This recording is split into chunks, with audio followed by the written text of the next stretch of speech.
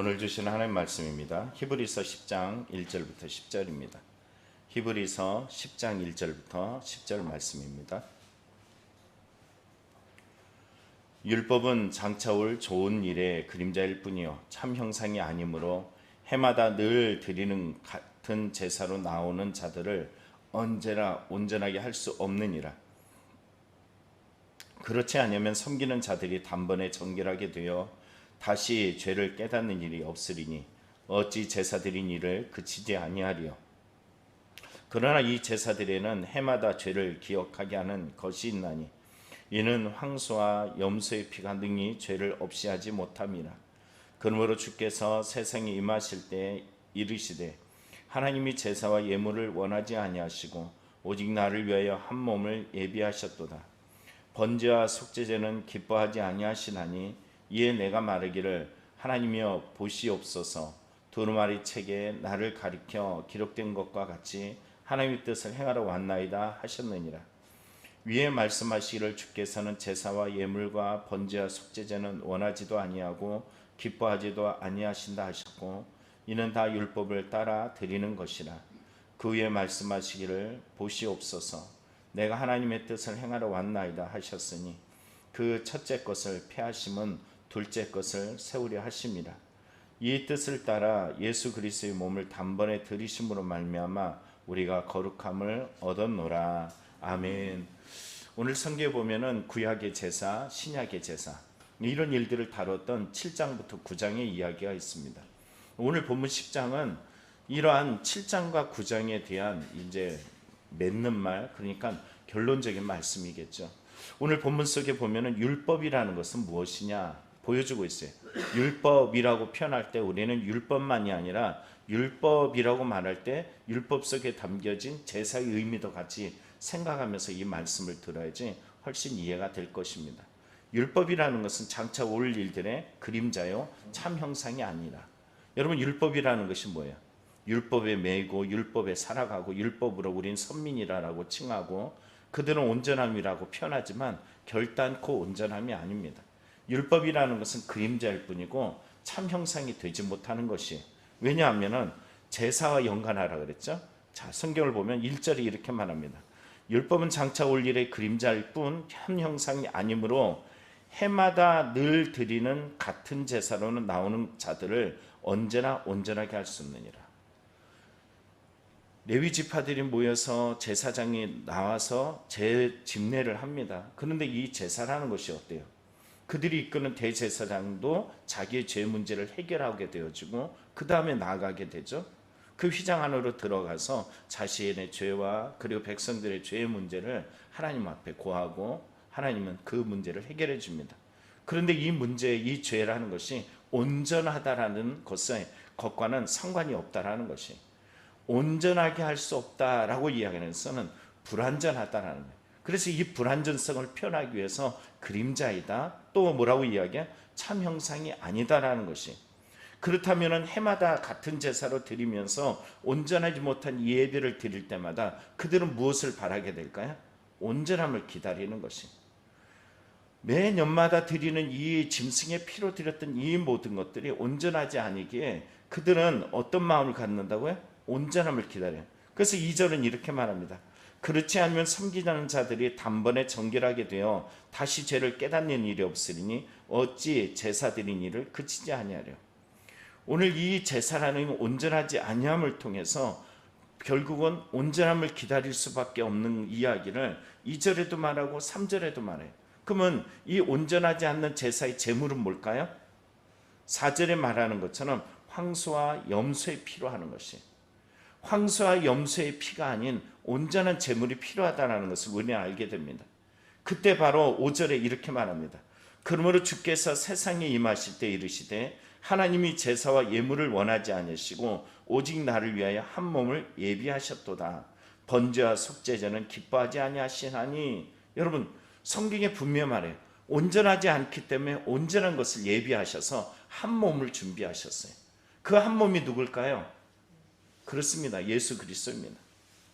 오늘 성경에 말한 이 예수 그리스도, 성경은 이 이야기를 또 7절에 이어서 이렇게 말합니다.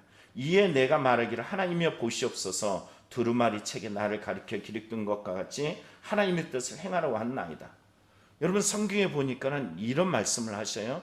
온전하지 아니함을 통해서 온전한 제물인 한 몸이 예비되었다는 거예요. 근데 그 한 몸이 뭐라 그래? 두루마리 책에 기록된 것처럼 하나님이여 보시옵소서 하면서 하나님의 뜻을 행하러 왔다라고 이야기합니다.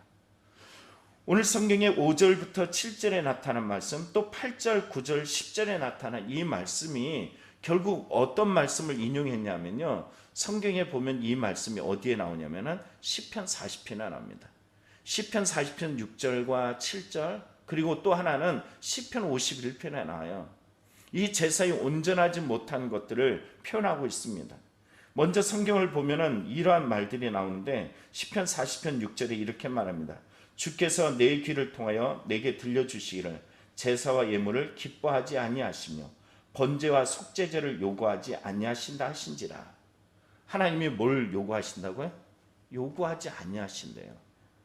그들이 드리는 제사, 그렇게 정말로 정성 들여 드리면서 매년마다 반복되어진 이 제사를 원하지 아니한대요. 근데 이게 또 어디에도 나오냐면 시편 51편에도 나옵니다. 밧세바를 취했어요. 제사를 취하면서도 여전히 자기의 죄가 무엇인지 깨달지 못했던 다윗이 자신의 죄를 깨닫고 나서도 동일한 고백을 합니다. 근데 이러한 고백 속에서 우리가 발견할 것은 뭘까요? 그 다음 절인 7절이 참 중요합니다. 이에 내가 말하기를 하나님이여 보시옵소서 두루마리 책에 나를 가리켜 기록된 것과 같이 하나님의 뜻을 행하러 왔나이다. 여기서 나라는 존재는 누굴까요? 성경을 제가 시편 40편 7절을 읽어드립니다. 그때 내가 말하기를 내가 왔나이다. 나를 기록한 두루마리 책에 있나이다. 이렇게 말해요. 여기서 이 다윗이 봤던 나라는 존재는 누굴까요? 다윗 자신을 말하는 걸까요? 이상하죠. 뭔가 이상해요. 그렇죠? 여러분 이 다윗이 누군지 한번 생각해 보길 원합니다. 다윗이 자기를 표현하진 않아요. 누군가를 표현하고 있어요. 그런데 사도행전 2장에 보면요, 다윗에 대해서 베드로가 설교를 하면서 이런 표현을 합니다. 그는 선지자라 이렇게 표현해요. 다윗을 뭐라고 표현했다고요? 선지자라. 왜 그랬을까요? 오실 메시아에 대해서 다윗의 시편 속에 그대로 투영되어 있기 때문이라는 것이. 다윗은 지금 드리는 이 제사가 온전하지 못해 뭔가 불완전해, 그림자야, 참 형상이 아니야, 이런 것을 가지고서 오실 일을 간절히 기다릴 수밖에 없었고요. 그때 들렸던 음성이 뭐냐면은 바로 이거예요. 지금 7절에 나타난 것처럼 하나님이여 보시옵소서 두루마리 책에 나를 가리켜 기록된 것 같이 하나님의 뜻을 행하러 왔나이다. 여러분 두루마리 책이라는 것은 뭘까요? 두루마리 책이 뭘까요? 성경, 율법 이렇게 말하죠. 그런데 이 성경은 누구에 대해서 말하는 걸까요? 여러분 성경에 보면은 이 요한복음 5장 39절에 예수님께서 이렇게 말씀하십니다. 너희가 성경에서 영생을 얻는 줄 생각하고 성경을 연구하거니와 이 성경은 내게 대하여 증언하는 것이다. 성경은 누구를 말하는 거래요? 그들은 성경을 연구해서 뭔가 메시아가 오실 것을 말하고 있는데 그 메시아가 오실 것을 어떻게 알았냐면 구약의 선지자들이 늘 기다렸던 대상이 있어요. 근데 그 대상이 누군지 예수님은 그들 앞에서 명확하게 자신을 밝혀 보여주십니다. 너희가 그 성경을 통하여 영생을 얻을 줄 알고 연구하거니와 그 성경은 누구에 대해서 말하는 것이다? 나에 대해서 말하는 것이다. 여러분 그래서 오늘 성경은 말하는 것입니다. 구약의 제사를 통해서 율법을 통해서 결국은 이 바울 사도도 율법이라는 것은 몽학 선생, 바로 진정한 그 진리 앞에 이끌어가는 그런 몽학 선생일 뿐이에요. 그 진리가 뭡니까? 진리가 너희를 자유케 하리니 하셨던 바로 진리는 누구냐면 예수 그리스도입니다. 이 이전 것 첫 번째 것은 온전하지 않고 둘째 것을 기다리게 만드셨다는 거예요. 이 둘째는 다름 아니라 예수 그리스도라는 것이에요. 그래서 8절은 이렇게 말합니다. 위에 말씀하시기를 주께서는 제사와 예물과 번제와 속죄제를 원하지도 아니하시고 기뻐하지도 아니하신다 하시고 이는 다 율법을 따라 드리는 것이라. 이런 율법에 의해서 제사 드렸는데 이것은 하나님이 원하지 않아. 그 후에 말씀하시기를 보시옵소서 내가 하나님의 뜻을 행하러 왔나이다 하셨으니 그 첫째 것은 폐함은 둘째 것을 세우려 하십니다. 결국은 첫째 것이 폐해지고 둘째 것이 세워졌는데 이전에는 짐승의 피로 온전하지 못한 것. 자, 오늘 4절에 말했죠. 황소와 염소의 피로 능히 죄를 없이 하지 못했는데 예수님이 이 제사를 어떻게 했다고요? 단번에 당신의 몸을 내어주심을 통하여서 그 안으로 들어가셨고 당신을 내어드림을 통하여 영원한 대제사장이 되어서 당신에게 나오는 모든 이들에게 이 문제를 해결하시는 은혜를 허락해 주셨다라는 겁니다. 그래서 10절은 말합니다. 이 뜻을 따라 예수 그리스도의 몸을 단번에 들이심으로 말미암아 우리가 거룩함을 얻었느니라. 아멘. 오늘 우리가 이 믿음을 가지고 살아가는 거예요. 오늘 예수 그리스도를 우리가 왜 깊이 생각하고 예수 그리스도 앞에 더 우리는 담력을 얻어서 하나님의 보좌 앞에 나아가냐면 예수님이 이미 그 휘장을 찢으시고 그 안에 들어가시는 길을 열어주셨기 때문입니다.